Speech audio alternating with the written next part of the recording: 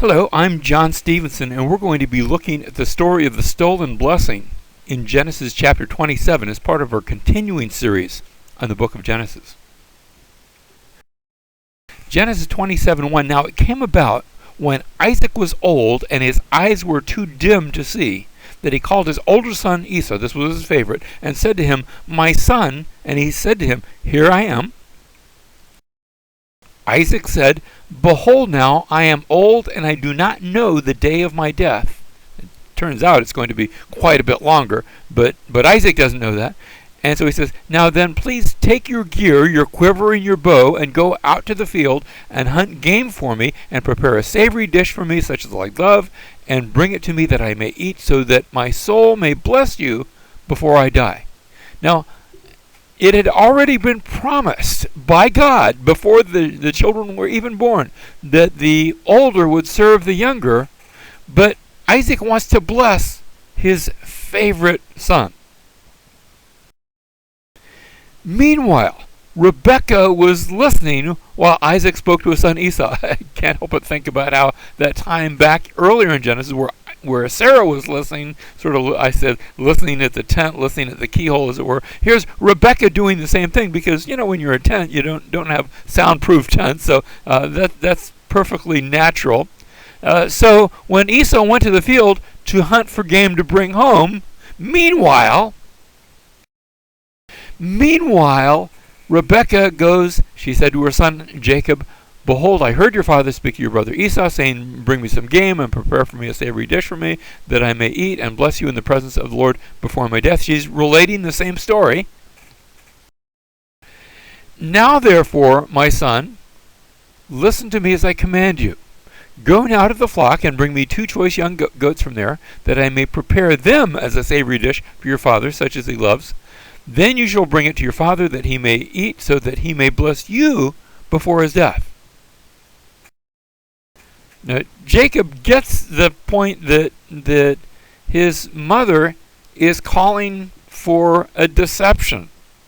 And Jacob answers his mother, Rebekah, saying, "Behold, Esau my brother is a hairy man." Even if I could pull it off, he is a hairy man. In fact, Esau means hairy. And I'm not. I'm a smooth man.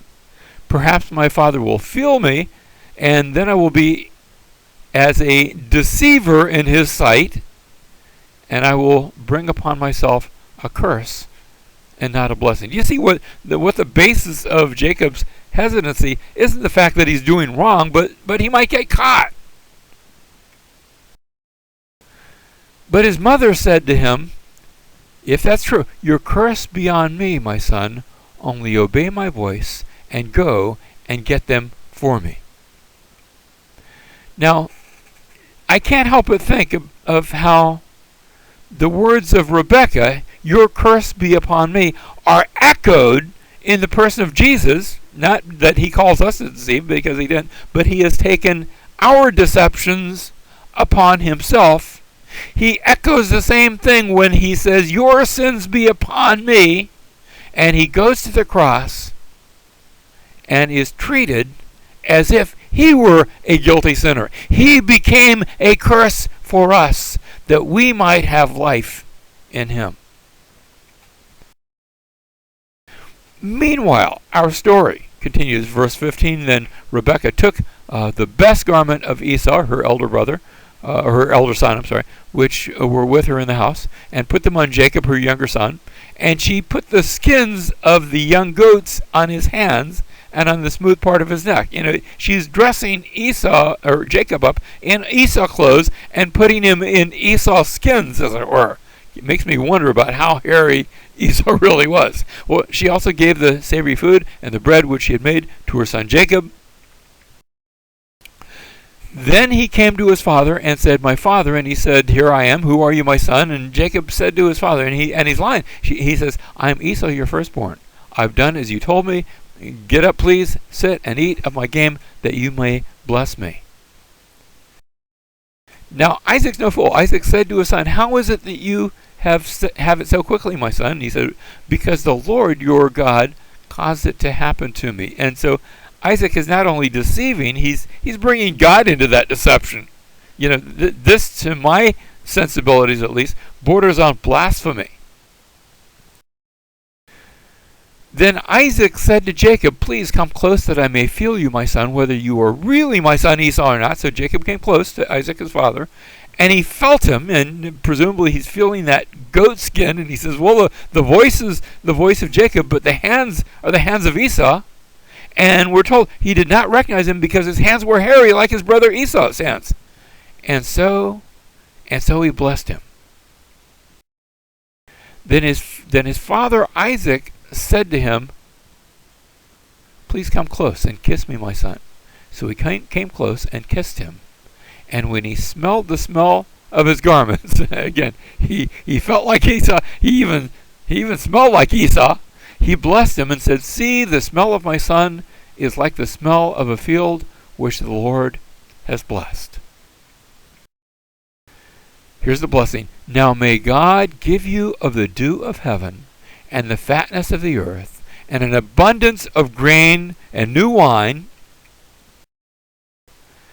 May peoples serve you and nations bow down to you. Be master of your brothers, and may your mother's sons bow down to you.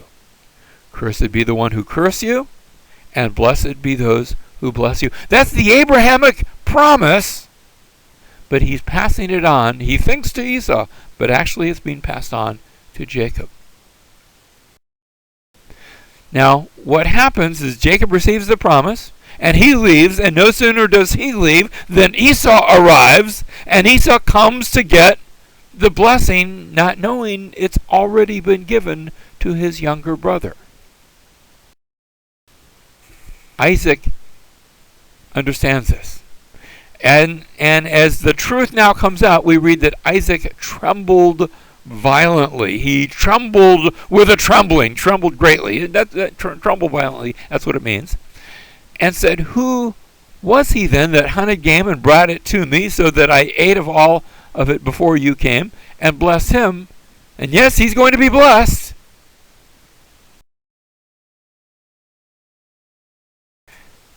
And it comes out now that Jacob has stolen, has deceived, he has Jacobed everybody involved.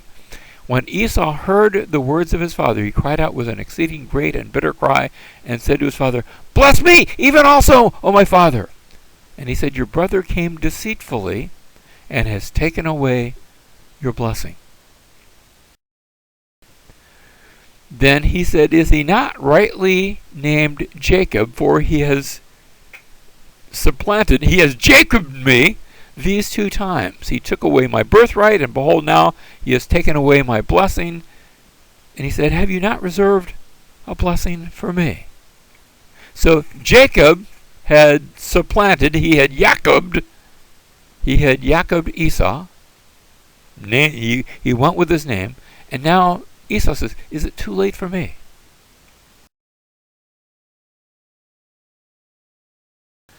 But Isaac replied to Esau, "Behold, I have made him your master." What had been promised by God before they were born has now come to fruition in this blessing.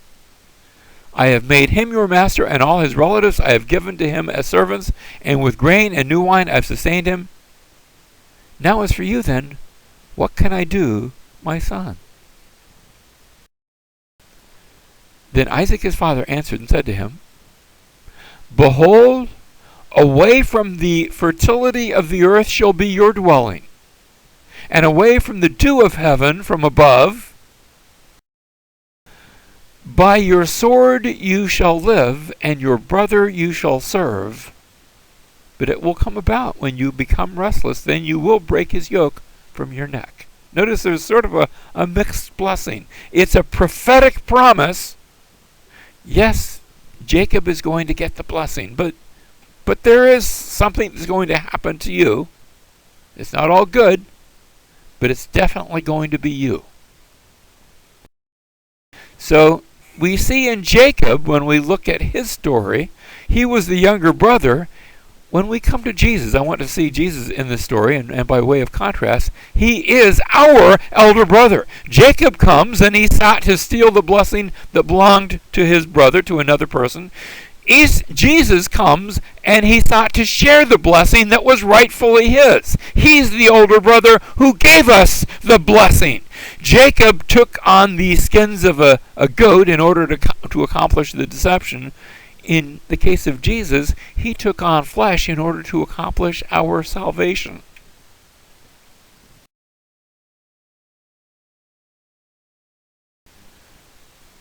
We read in verse 41, so Esau bore a grudge against Jacob because of the blessing with which his father had blessed him. And Esau said to himself, the days of mourning for my father. Now, their father's not dead yet, but he said, when dad finally dies, the days of mourning for my father are near, and then I will kill my brother Jacob.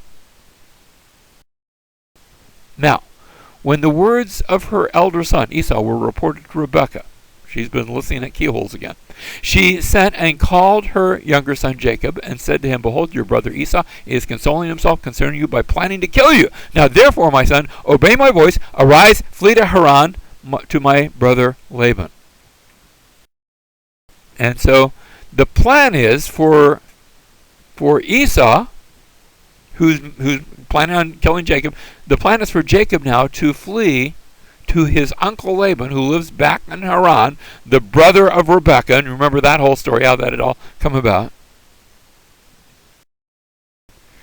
So now Rebekah goes to Isaac with that plan. Rebekah said to Isaac, I am tired of living because of the daughters of Heth. Remember that Esau had taken wives from Heth. In a minute he's going to take a few more.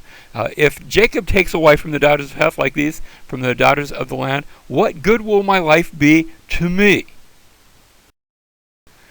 So Isaac called Jacob and blessed him and charged him and said to him, you shall not take a wife from the daughters of Canaan. Arise, go to Padan Aram, that's where Haran is, to the house of Bethuel, your mother's father, and from there take yourself a wife from the daughters of Laban, your mother's brother.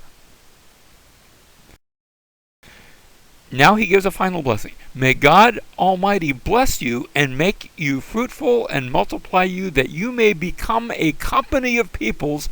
May he also give you the blessing of Abraham to you and to your descendants with you, so that you may possess the land of your sojournings, which God gave to Abraham. Do you see what's happened? Before he gave him a blessing, but it was a blessing born out of deception, thinking he was blessing Esau. Now he gives Jacob a blessing, knowing that it's Jacob, and he passes on this blessing to him.